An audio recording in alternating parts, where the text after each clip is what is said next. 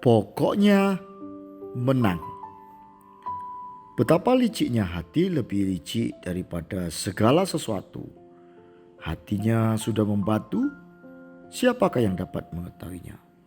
Aku Tuhan yang menyelidiki hati, yang menguji batin, untuk memberi balasan kepada setiap orang setimpal dengan tingkah langkahnya, setimpal dengan hasil perbuatannya.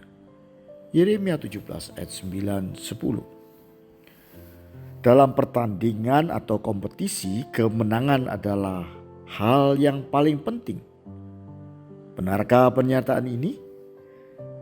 Akibat hanya mementingkan kemenangan, maka ada banyak cara yang ditempuh, baik cara yang ilegal, setengah ilegal, ataupun legal.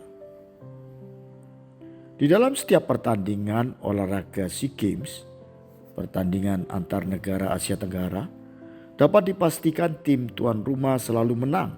Mengapa?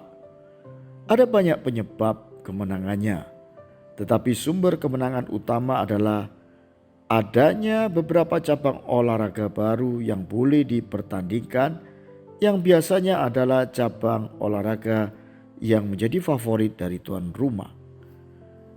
Dengan demikian, kumulatif perolehan medali menjadi besar sehingga tuan rumah menjadi juara. Hari-hari ini kita diramaikan dengan keputusan MK yang mengubah syarat batasan umur untuk calon presiden dan wakil presiden. Ini adalah cara yang legal namun tidak elegan atau tidak terhormat karena berusaha memenangkan kompetisi dengan merubah secara hukum persyaratan. Bagi yang bernurani bersih akan merasa ini adalah permainan kasar, sebuah strategi yang sebenarnya bisa dikategorikan menghalalkan segala cara dengan merubah aturan main. Dalam hal perang antar negara pun ada peraturan. Kalau tentara tak boleh menyerang rakyat sipil yang tak bersalah.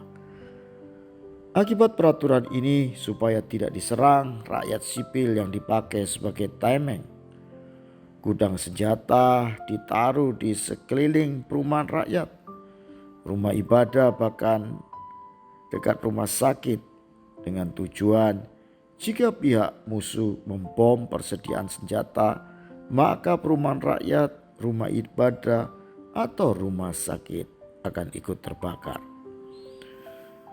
Dan penyerangan ini akan bisa dikategorikan kejahatan perang yang besok setelah perang berakhir pelaku bisa diadili dalam pengadilan internasional. Apakah kemudian aturan perang ini dipatuhi? Jika perang telah mencapai puncaknya, tak ada lagi aturan yang akan dipatuhi. Membunuh atau dibunuh sekalipun akan dilakukan walau mengorbankan rakyat sipil yang tak berdosa.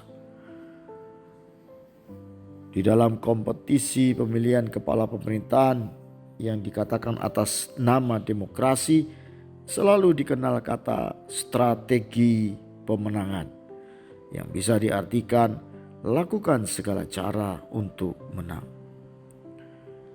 Yaitu cara apapun, misalnya lakukan framing, ia adalah antek asing, membela garis keras, pelongo-pelongo, sebarkan berita bohong untuk pembunuhan karakter, lakukan serangan fajar, dan bentuk buzzer tandingan dan lain-lain.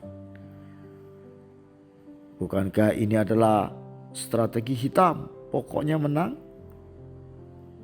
Bagaimana kompetisi dalam bisnis ataupun dalam bidang rohani? Bolehkah strategi pokok menang dipraktekkan? Mari kita belajar melihat kepada hati nurani kita. Kompetisi atau permainan sebenarnya adalah cara menguji ketulusan hati kita. Saya masih ingat saat bermain permainan masa kecil dengan teman-teman. Banyak strategi licik yang tidak fair yang dilakukan untuk selalu menang. Ternyata setelah dewasa pun kompetisi tak pernah menghasilkan ketulusan. Di dalam bidang olahraga dikenal cara-cara memakai doping, mencuri umur, ataupun naturalisasi. Semua bertujuan pokoknya menang. Sesungguhnya kompetisi apapun bentuknya adalah ujian yang bisa menunjukkan jati diri kita, yaitu seberapa besar liciknya hati kita.